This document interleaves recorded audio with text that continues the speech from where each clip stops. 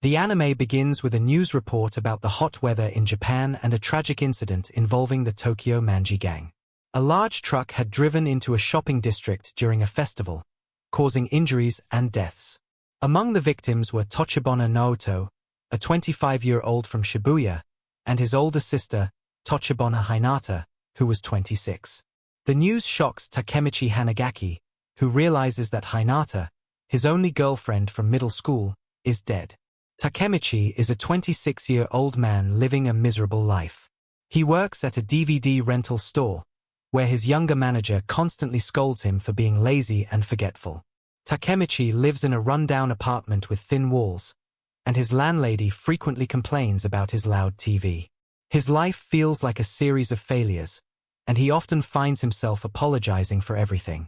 He reflects on how his life peaked in middle school when he was part of a gang and had a girlfriend, Hinata. Now, he's a virgin, jobless, and feels like a loser. One day, while at the train station, Takemichi is pushed onto the tracks by a group of bullies. As he falls, he thinks about his life and how it all went wrong. Instead of dying, he suddenly finds himself transported back in time to his middle school days, 12 years earlier. He's back in his 14-year-old body, wearing his old school uniform and carrying a flip phone.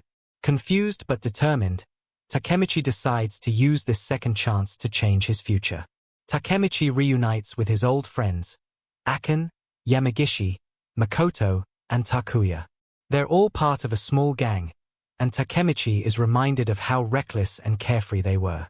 The group plans to pick a fight with some second-year students from another school, but things take a turn when they encounter a group of third-year delinquents from the Tokyo Manji gang. These older boys are much tougher, and Takemichi's friends are quickly intimidated. The leader of the third years, Kiyomasa, humiliates Takemichi and his friends, forcing them to apologize and join the Tokyo Manji gang as errand boys. Takemichi remembers how this event marked the beginning of his downward spiral. He and his friends were bullied and used by the gang, and he eventually left his hometown after middle school to escape the life of delinquency. However, his adult life didn't turn out any better. He worked menial jobs, constantly apologized for his mistakes, and felt like a failure. The only bright spot in his life was Hinata, but even that was taken away when she died in the future. Determined to change things, Takemichi seeks out Hinata's younger brother, Naoto. He tells Naoto about the future, explaining that both Hinata and Naoto will die in 12 years if nothing changes. Takemichi urges Naoto to protect his sister and remember the date of their deaths, July 1, 2017. Naoto is skeptical but agrees to help. Takemichi then wakes up in the present day, back in his 26-year-old body. He's in the infirmary at the train station, having survived the fall onto the tracks. To his surprise, Naoto is there, now a police officer. Naoto explains that Takemichi's actions in the past changed the future. Naoto survived and became a police officer to protect his sister, but despite his efforts, Hinata still died. Naoto begs Takemichi to help him save Hinata, believing that Takemichi has the power to change the future. Takemichi Hanagaki is a young man who feels like his life has gone completely off track. He lives in a rundown apartment, gets disrespected by his younger boss, and is constantly pushed around by others. His only relationship was back in middle school, and he can't help but wonder where everything went wrong. One day, something unbelievable happens. Takemichi finds himself transported back in time to his middle school days. Confused and shocked, he realizes he's reliving his past, but this time, he has a chance to change things. In the past, Takemichi reconnects with his old friends and his first love, Hinata Tochibana. He also meets Hinata's younger brother, Naoto, who becomes a key figure in his journey. Takemichi learns that in the future, both Hinata and Naoto will die tragically due to the actions of a dangerous gang called the Tokyo Manji gang. Determined to prevent this, Takemichi decides to use his newfound ability to travel through time to change the course of events.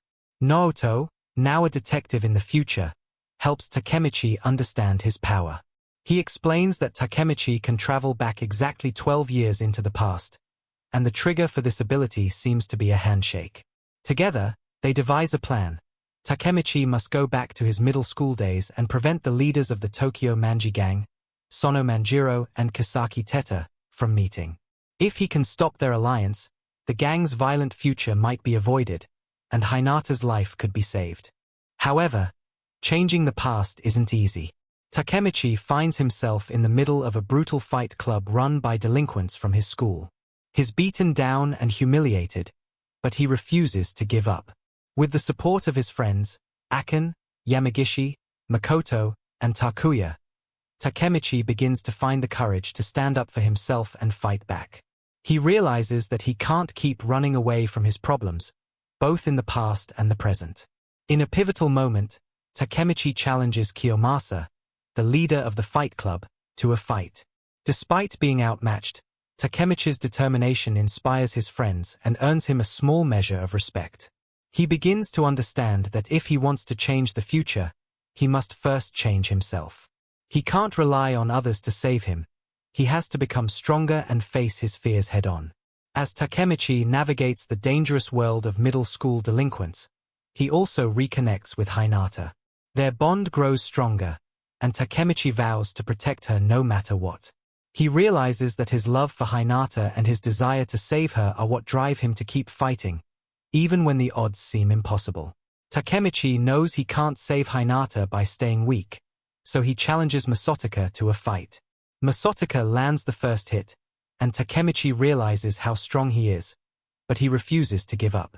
Seeing Takemichi getting beaten badly, Atsushi pulls out a knife, planning to stab Masaotaka. However, he notices the crowd has stopped cheering for Masaotaka. Even though he's badly hurt, Takemichi keeps fighting, mumbling about how weak he was for the past 12 years. Atsushi tells him to give up since he's already proven his toughness, but Takemichi refuses. He tells Masaotaka that if he wants to win, he'll have to kill him because he's not giving up. Surprised, Masaotaka asks for his bat, even though it was supposed to be a fistfight. Just then, Ken Ryuguji, the vice leader of the Tokyo Manji gang, appears and tells Masaotaka to calm down because he's scaring everyone. Behind him, Manjiro Sono, the gang's leader, casually mentions his out of dorayaki. While Takemichi's friends wonder who Manjiro is, everyone else bows in respect. Manjiro walks toward the ring, ignoring a delinquent who tries to introduce himself. Ken explains that Manjiro doesn't talk to people he's not interested in. When Masaotaka greets Manjiro, Ken suddenly kicks him in the stomach and tells him to show more respect. Manjiro then walks up to Takemichi and asks for his name but repeats it as Takemichi. He wonders if Takemichi is really in middle school. Then, out of nowhere, Manjiro tells Takemichi that from now on, they are friends, shocking him. He then turns to Masaotaka and asks if he's in charge of the fights. When Masaotaka says yes, Manjiro kicks him in the face and beats him up. He then finds the fight club boring and leaves, telling Masaotaka not to ruin the Tokyo Manji gang's name.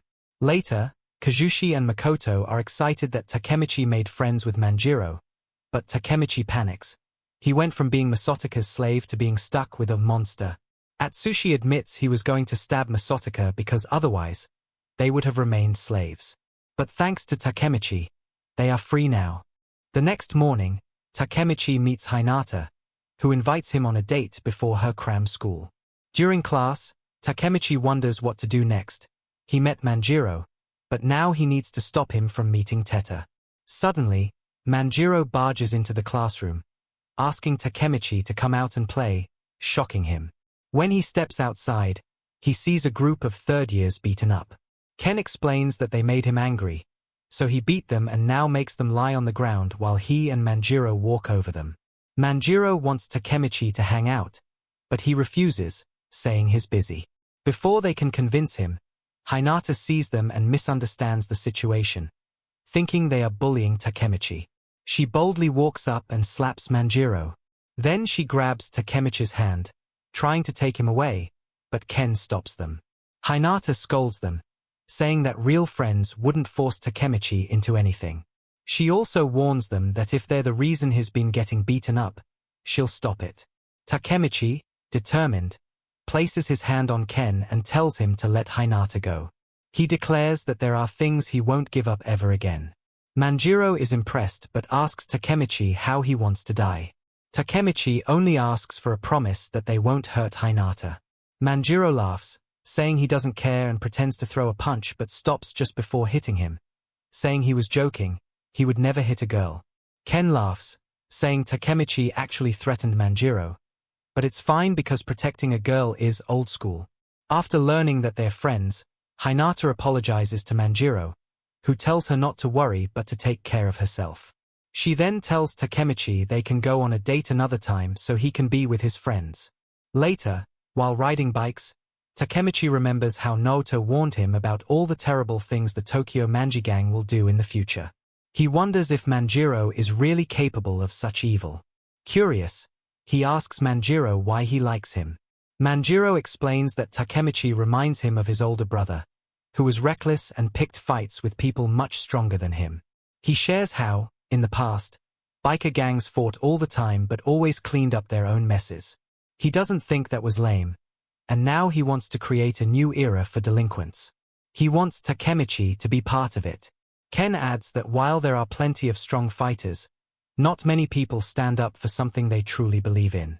As Takemichi walks home, he thinks that Manjiro doesn't seem like the type of guy who would kill someone like Hinata. He wonders what could have happened to turn the Tokyo Manji gang so dark. Lost in thought, he walks past a group of guys and suddenly feels like he has seen one of them before. On the train, Hinata sees some noisy students taking up too much space and scolds them to make room for an older lady to sit. Afterward, she invites Takemichi to her house to help him study.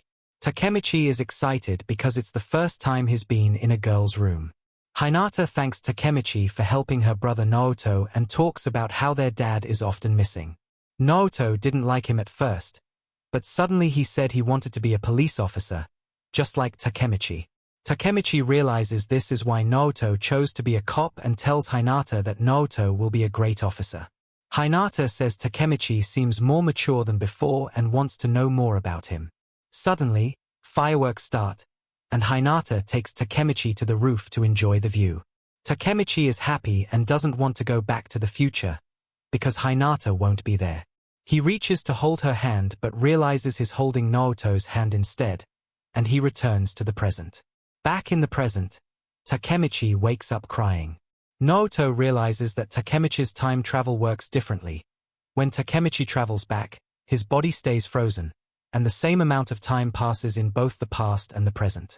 Takemichi tells Naoto he met Manjiro Sono, and Naoto wonders why Takemichi didn't kill him when he had the chance.